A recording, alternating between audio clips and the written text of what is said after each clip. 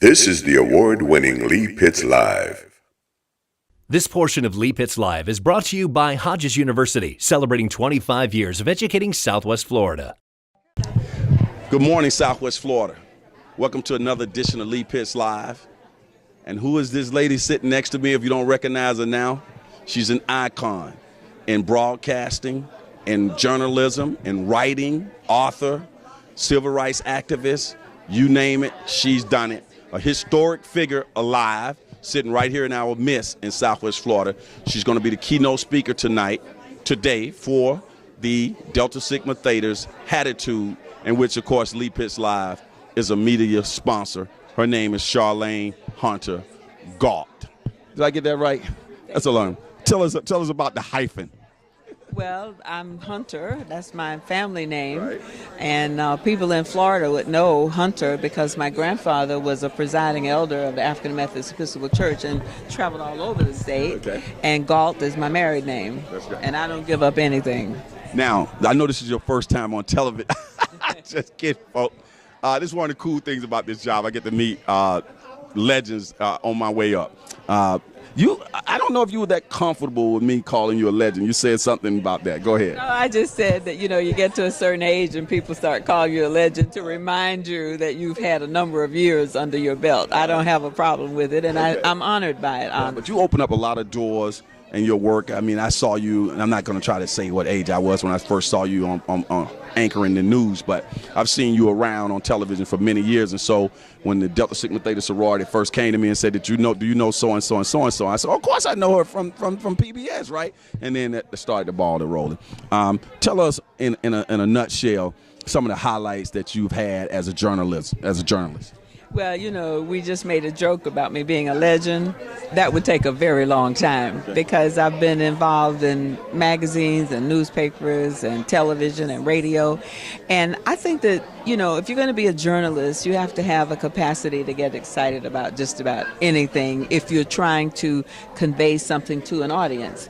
And so it would be very difficult for me to single out any one thing. I mean, when I work. Let's talk some of your international travel then. I mean, I've been looking at your bio. You've been around the world.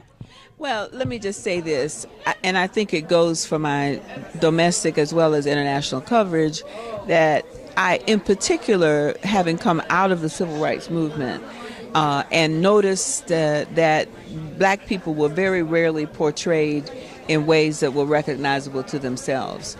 And so no matter what I've covered and no matter what level I've gotten to, I try to represent people so that when they see themselves on television, they're not embarrassed, and often they're proud. And I think some of my proudest work has been when I've given voice to the voiceless. But of course, there was Nelson Mandela, and everybody knows what an icon he was. And so that was a great moment in my journalism. But I interviewed Hafez al-Assad in Syria, one of the few Western journalists to get an interview with him. So I've been in the Middle East. I've been all over the world. But again, in Zora Neale Hurston's words, in search of people. Right. But one of the things that you just brought out in that process was you talked about how to being the voice to the voiceless and showing some positive images, particularly of the voiceless or minorities or those types of people.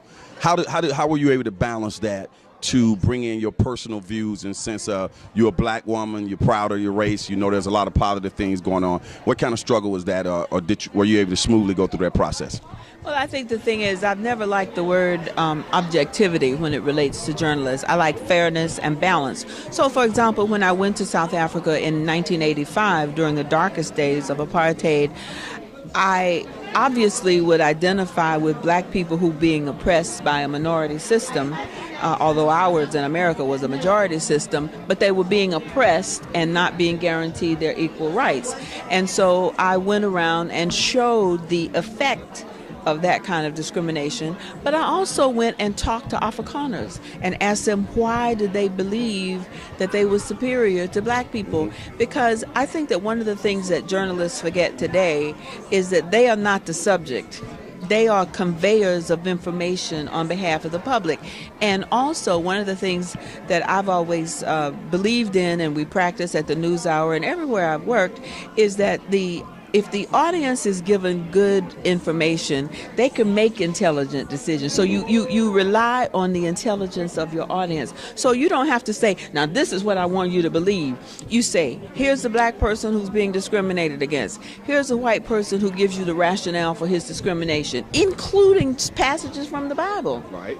But you can listen to that and make a determination. Outstanding. The female and black, which in your early days or throughout your experience in world travels and journalism and so on, which one has been, say, the biggest burden? I haven't had any burdens. I mean, years ago, W.E.B. Du Bois talked about the challenge of the two-ness, being a black and an American. And I say, well, I've had the challenge of the threeness, being black and an American and a woman. But I had, and I'll talk about this a little bit during the Delta event, I was clothed in a suit of armor from the very first years of my life, including here in Florida, when my grandparents, my grandfather was the preacher, my grandmother was a saint. And she taught me Bible verses. Things like, yea, though I walk through the valley of the shadow of death, I will fear no evil. And those kinds of lessons, and it's important even today that train up a child in the way he or she should go, and when he's old, he or she will not depart from you. I wore a suit of armor that was crafted out of the values of my parents and grandparents and my community, because when I was growing up during segregation, I don't want to go back to those days on one level, but that old African expression, it takes a village to raise a child, my village helped to create the armor. So it might sound a little strange to you, but I was in the first Ebola coverage. Really? In 2000 in Uganda, and I didn't have all that stuff that everybody's wearing today, and I walked through the wards of people who were sick and dying, and only thing they told us when we went in there, my cameraman and me, was don't touch anybody and don't come in contact with any fluids. But I didn't even have on a mask. That's a miracle within itself. But that's my armor. And, you take on challenges with faith. And I don't think that's a concept that is immune in the journalistic world. If you have faith that you can do something, you can do it. And then if you don't succeed, you have the faith to give you the strength and the courage to try it again. Well, who inspired you? Who gave you that? You talked about your parents and how they put those Christian values in you, but the whole staying positive throughout life. Who are some people along the way that influenced you? Well, I think that just about everybody in my village, my family, my teachers, the ministers in our church. And then I think that, there were people like the men in Atlanta, the Atlanta Committee for Cooperative Action. They came and got me interested in going to the University of Georgia as the first black woman there. A lot of people who are nameless, who were inspiration to me, like the young people in the Atlanta Civil Rights Movement, who were putting their bodies on the line every day for freedom and justice and equality, as they would say.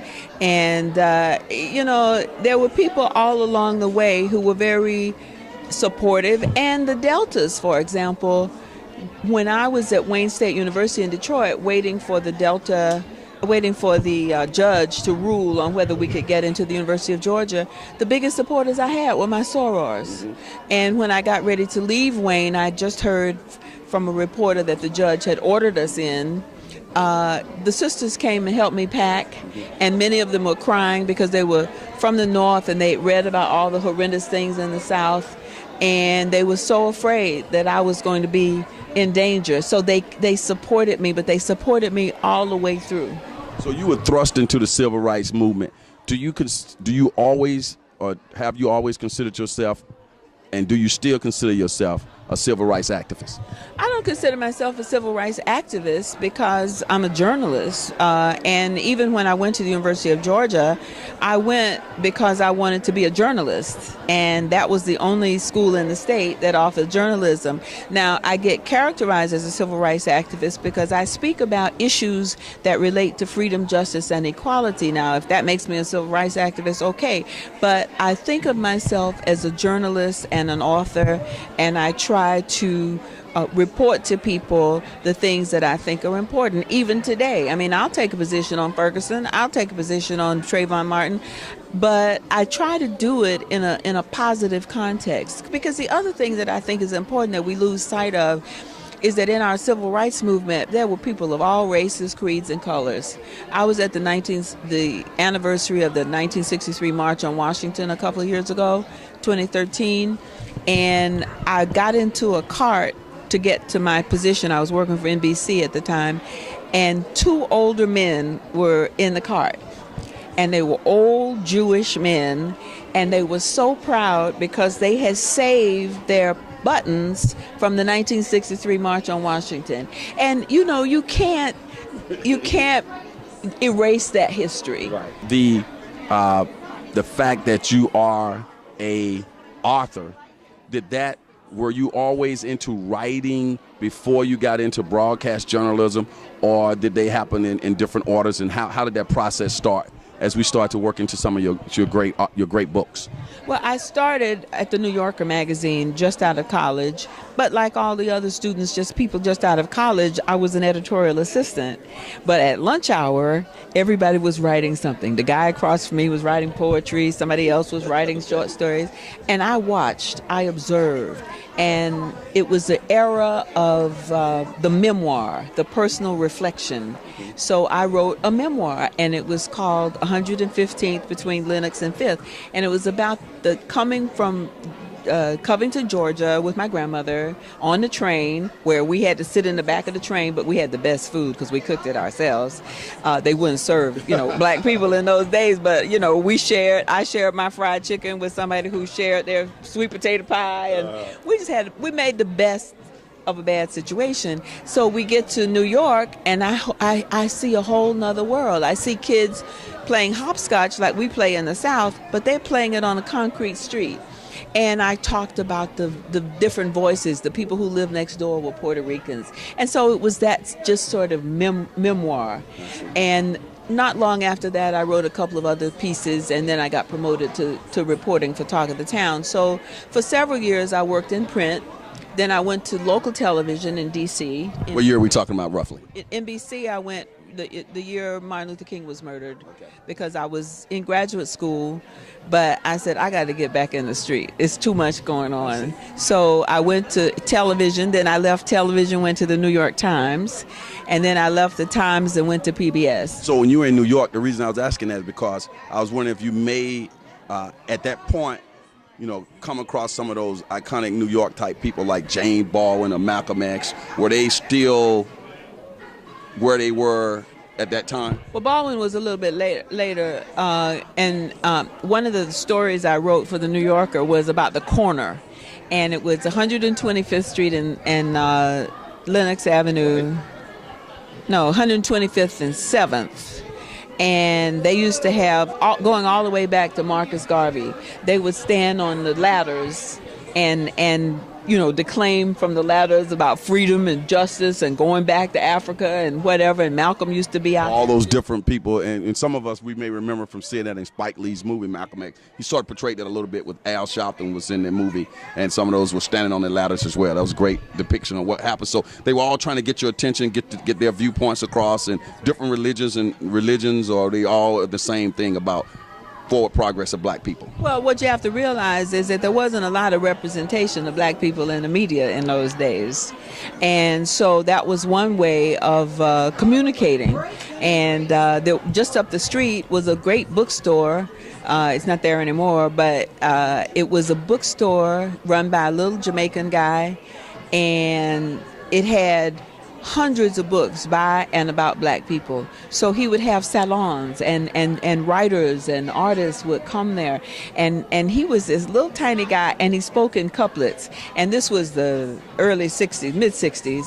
And he talked in couplets, and he'd say, "The white man's dream of being supreme is turned to sour cream." Right, all the rhyming and things of that nature. The book, your most recent book, I think, no, it's one more recent. What was the name of that book? To the Mountaintop. Okay, To the Mountaintop. Tell us what you try to accomplish in that book, and how is it being received by the public, and how people can get a copy of that book. Okay.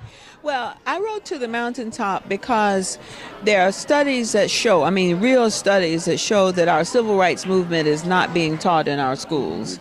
And when I talk about my suit of armor, one of the things that comes through... Hold on a second before you go farther on that. When you say there are studies that show that, but did it take studies for a person like yourself, a person like myself, to know that on prima facie that's the case? No, I knew that because I travel around to colleges and universities, particularly in February and March during Black History Month and Women's History Month. And you ask, how many of you all have ever heard of Martin Luther King? Everybody raised their hand. How many of you heard of Rosa Parks? Most raise their hands. How many of you heard of Diane Nash? And then I go on through a series of young people who are their same age they have no idea about. And so I thought, I wrote a book many years ago called In My Place, which is still available, I guess. That was about me and my journey. But I wanted to write a book about the whole civil rights journey because young people in America changed the face of this country, not just of the South. But when they ended Jim Crow, they changed the face of America before the world. And this was during the period of competition between the Soviet Union and communism and the United States and democracy. So it was very important for America to step up, which John Kennedy and eventually Lyndon Johnson all did. But it took each of them. We love John Kennedy today. We appreciate Lyndon Johnson for all he did for black people. But it was the movement that pushed them into those positions, because when those young people on the Freedom Rides were bombed in a bus, that was one of the first pictures that went around the world and alerted people that we've got something going on here. And American political leaders at the time, not many blacks, because of the no voting rights at that point, but American political leaders who were in this competition with the Soviet Union saw this as a blur on our democracy. And that's when they began to move to change things. But it was young people who did that. Right. And I think when we watch, not that we want to rely on movies, but when we see movies like The Butler and we see movies like Selma that came out, and I was telling some friends of mine, I said, a lot of those are teenagers that we see there, marching and walking. What does that do in terms of imagery, in terms of the new generation seeing those types of images? Well, what I'm hoping is that there are enough adults like yourself who will say that as good as Selma is, and as good as The Butler was, and as good as 12 Years a Slave was, and all those are movies. And we need to see those movies, but we need to go beyond those movies to look at the path of history in this country, because I'm so happy that Ms. Smith did Selma. I understand that there were young people here in Florida who marched to the theater to see Selma, and somebody had... It was a big to-do. Yes, and it was a great to-do, and I want to go to their schools and talk to them about my book, because there's more to the civil rights movement than Selma, although Selma has been marked and celebrated. But there was a wonderful quote from an old woman who had been in the Selma March. She's a legend, Amelia Boynton. Right. Just now she said, everybody's talking about they stand on the shoulders of giants. They need to get off those shoulders and do something.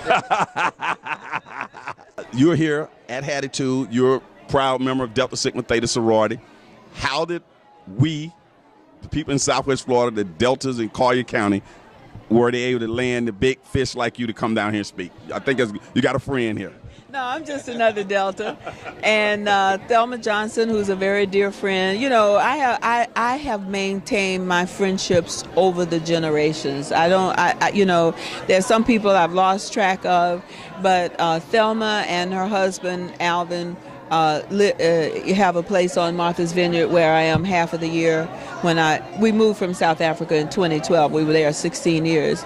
And so when the sister calls, the sister answers. Okay, it's just that simple. You'll be happy to know that I spoke at the University of Soweto. I've been throughout South Africa, and you don't know my background, but I actually taught swimming in Gugulatha down in South Africa some years ago, and traveled through Cape Town and Robben Island, all the touristy stuff, but I went down in the townships, and I spent a lot of time there in Joburg and so on. Just a little information I'm sharing with the people. Well, you need to go back. Now, what are you going to try to get across today? I keep saying tonight because we do a lot of night stuff in your presentation on at Hatitude. Well, they asked me to talk about the book, and so what I'm really going to talk about is a few excerpts from the book, but also the armor that I think our values provide for us. And these are values that are timeless, and they are transcendent, and they have their root in faith. And I don't mean faith, you don't have to be a Christian to have faith. Edward Teller, the scientist, says when you come to the end of all light that you know, and you are about to step off into the darkness, faith will tell you that one of two things can happen. You will either find something solid to stand on, or you will be taught how to fly. So I'm going to talk about faith. Okay. Well, I tell you, it's been a pleasure having you here on Lee Pitts Live, and you represent the motto of our show at the highest level. Looking forward to letting you get out here and mingle with a lot of the people who are looking forward to seeing you. I know you don't come off like a big deal, but it's a big deal for us to have you here in Southwest Florida, and we want to thank you for coming down. Okay? Well, I thank you for having me. Okay, so as the saying goes on this particular show, for those who say it can't be done, they are usually interrupted by those who are doing it, like this lovely lady who's changing the world as we speak.